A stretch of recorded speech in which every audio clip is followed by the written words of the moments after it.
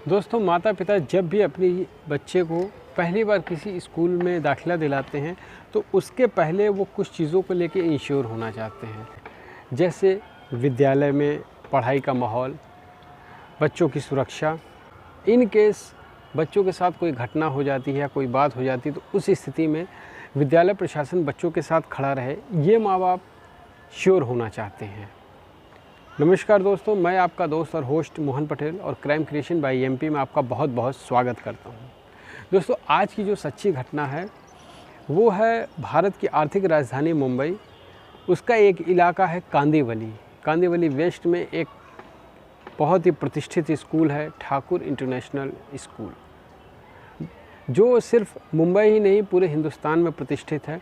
लेकिन पिछले दिनों जब हमारी टीम ये रिसर्च कर ही रही थी तो इस घटना को लेकर के 2017 का ये वाक़या है जो हमारे सामने आया, तो हमें लगता है कि माँ बाप और स्कूल प्रशासन दोनों की बातों को बेहतरीन तरीके से रखने का माध्यम ये स्टोरी हो सकती है। इसलिए हमने इस स्टोरी को उठाया और आपके सामने रखने जा रहे हैं। तो दोस्तों, रोज़ की तरह 4 जनवरी 2017 का दिन था। सभी बच्चे Thakur International School Kandivali West में आते हैं और जाकर अपने क्लासेस में बैठकर पढ़ाई कर रहे होते हैं। कुछ पीरियड बीतने के बाद कुछ बच्चे उठकर कुछ पानी पीने जाते हैं, कुछ टॉयलेट जाते हैं।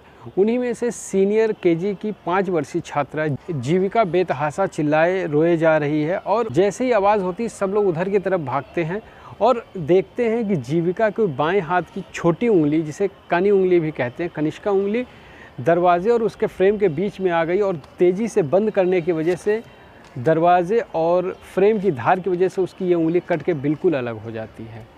जिसके बाद जीविका काफ़ी तेज़ी से रोती चिल्लाती है और उसके उंगली से लगातार ब्लड गिर रहा है।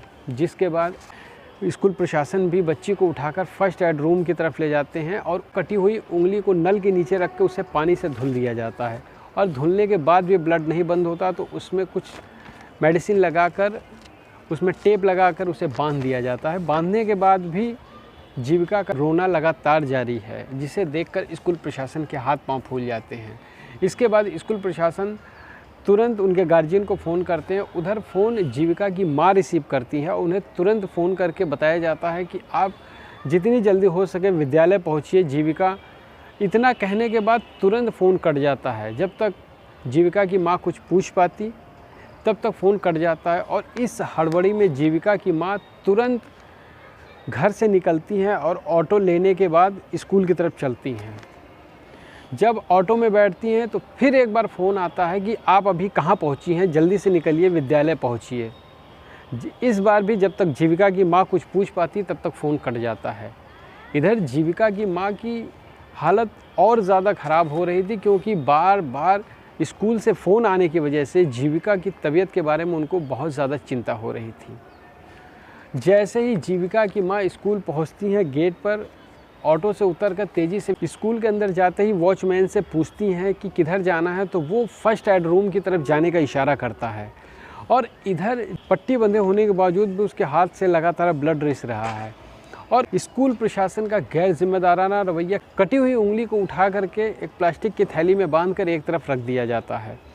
इधर जीविका की तबीयत बीतते समय के साथ और ज़्यादा ख़राब होती जा रही है। उसका चेहरा पीला पड़ता जा रहा है और उससे कमज़ोरी के कारण वो सुस्त होती चली जा रही है और ब्लड का रिसाव लगातार जारी है। इधर जैसे ही जीविका की माँ रोती हुई जीविका को अपने सीने से लगा कर उसे तसल्ली देती हैं और उसको लेकर अस्पताल की तरफ निकलती हैं, वैसे ही स्कूल प्रशासन ने कटी हुई उंगली जो कि प्लास्टिक की थैली में बंधी हुई थी, जीविका की माँ को दे के कहता है ये लीजिए। आनन फानन में किसी तरह रिक्शा करके उसकी माँ जीविका को लेकर अस्पताल पहुँचती है और अस्पताल पहुँचने के बाद डॉक्टर उसको देख के कहते हैं कि आपने आने में बहुत ज़्यादा देर कर दी और थोड़ी और देर हो जाती तो इस बच्ची को बचाना बहुत ही मुश्किल हो सकता था।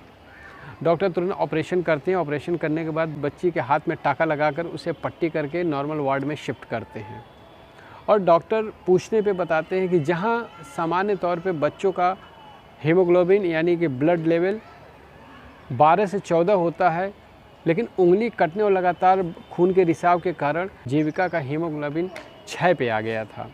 इधर ये बात जैसे ही सोशल मीडिया और सभी गार्जियन के बीच में फैलती है तो जीविका के पिता हेमंत मिस्त्री और बाकी सारे गार्जियन समेत करीब 300 से ज़्यादा गार्जियन ठाकुर इंटरनेशनल स्कूल के गेट पे पहुंच जाते हैं और ज़िम्मेदार लोगों की ज़िम्मेदारी तय कर उनके खिलाफ़ कानूनी कार्रवाई करने की मांग करते हैं और अगले नए सेशन में एडमिशन लेने से बहिष्कार करते हैं।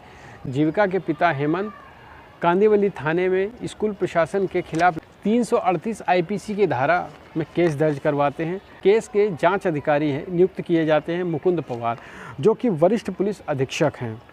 इसके बाद जब मीडिया ने इस बाबत स्कूल का पक्ष जानना चाहा तो स्कूल प्रशासन ने यह बताया कि घटना की जिम्मेदारी लेते हुए स्कूल के प्रिंसिपल पेनीलोप मिरांडा ने 4 जनवरी 2017 को ही अपना इस्तीफ़ा स्कूल प्रशासन को दे दिया था और स्कूल प्रशासन ने इस बाबत लिखित माफ़ी मांगी है कि ये जो घटना हुई हम इसके लिए बेहद शर्मिंदा है, हम माफ़ी मांगते हैं और ये आपको इंश्योर करते हैं कि भविष्य में कि इस तरह की कोई भी दुर्घटना या कोई भी घटना किसी बच्चे के साथ नहीं होगी। तब जाके कहीं गार्जियंस का गुस्सा ठंडा होता है और सभी अपने अपने घरों को जाते हैं। जिस तरह के आजकल के बच्चे चंचल हैं और उनकी प्रवृत्ति बहुत ज़्यादा आक्रामक और टेक्निकल है, काफ़ी ज़्यादा उत्सुक रहते हैं, उसको देखते हुए माता पिता की जिम्मेदारी बनती है कि बच्चों पे तो निगाह रखे ही रखें, लेकिन जिस स्कूल में जाते हैं उस स्कूल प्रशासन की भी जिम्मेदारी बनती है कि बच्चों पे लगातार ध्यान दें और हर बच्चे पे बराबर नज़र रखी जाए और किसी भी परिस्थिति में बच्चे के साथ कुछ होने पर उनके साथ रहें, खड़े रहें और अपनी जिम्मेदारी निभाएं। ये प्रश्न आज का ज्वलंत प्रश्न है और इसके मार्फत हमें आपके जवाब का इंतज़ार रहेगा। तो इसके लिए आप हमारे नीचे कमेंट सेक्शन में कमेंट करें। आपके कमेंट्स का हमें इंतज़ार रहेगा। बहुत बहुत धन्यवाद।